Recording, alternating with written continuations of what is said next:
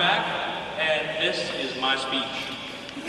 I already ran it by Mr. Johnson, so I know that he'll probably still let me graduate after sharing this with you guys.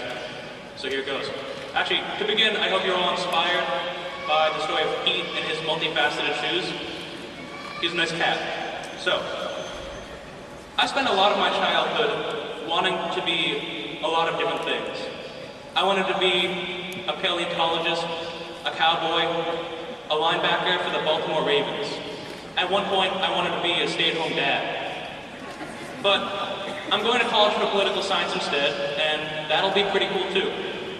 However, something that I've been worrying about since I sealed the deal with Penn State is that I'll never be able to have all these fantastic experiences that these fantasies of mine would have allowed.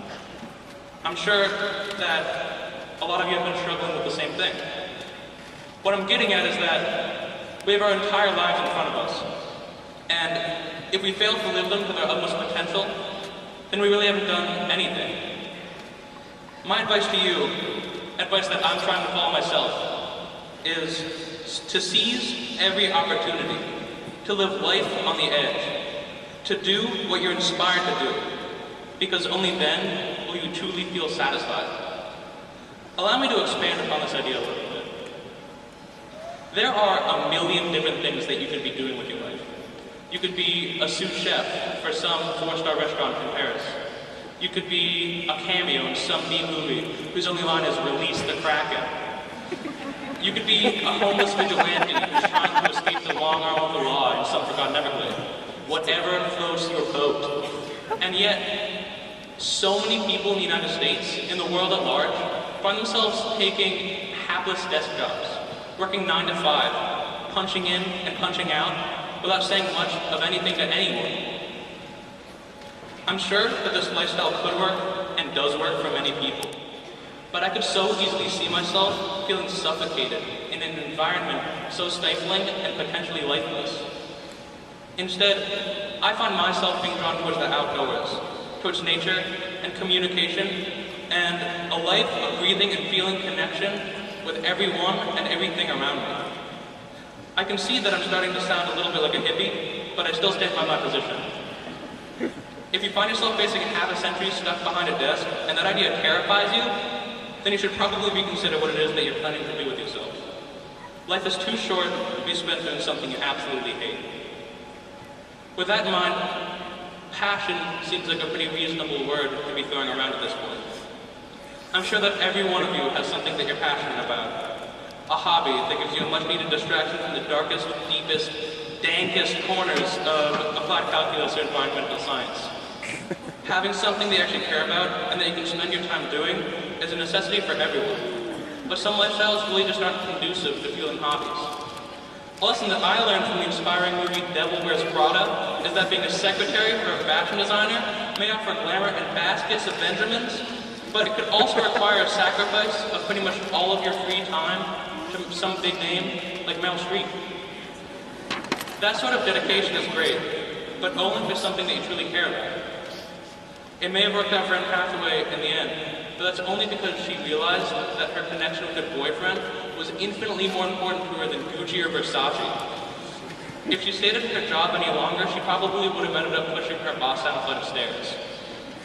So, the moral of this story is that unless strapless dresses and models and egregious amounts of Photoshop are what you want to spend your time paying attention to, avoid the fashion business at all costs.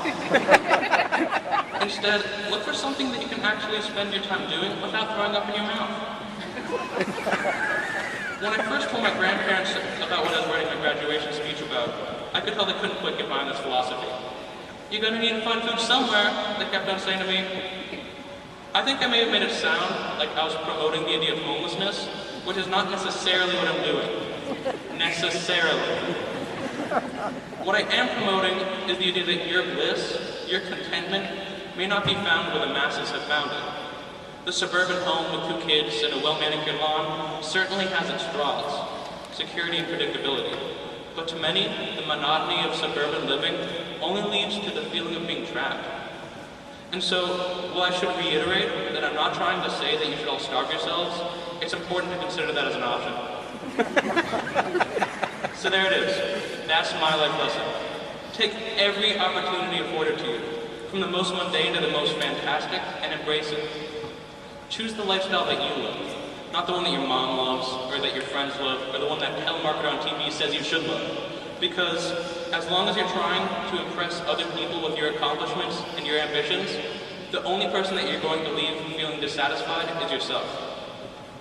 Find a passion in the world around you and capture all the joy that it offers. Whether you're pursuing hobohood or scuba diving or clown school, be the best hobo or diver or clown you can be. Embrace your desires. I don't really know how to better pound this message in here, so I'll just leave you with a quote I read off of a refrigerator magnet recently. The only people for me are the mad ones. The ones who are mad to live, mad to talk, mad to be saved, desirous of everything at the same time. The ones who can burn, burn, burn, like fabulous yellow Roman candles, exploding like spiders across the stars. So, ladies and gentlemen, I beg of you, go forth and burn like spiders. Thank you.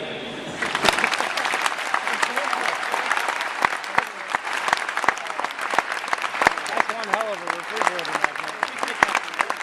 Very big one.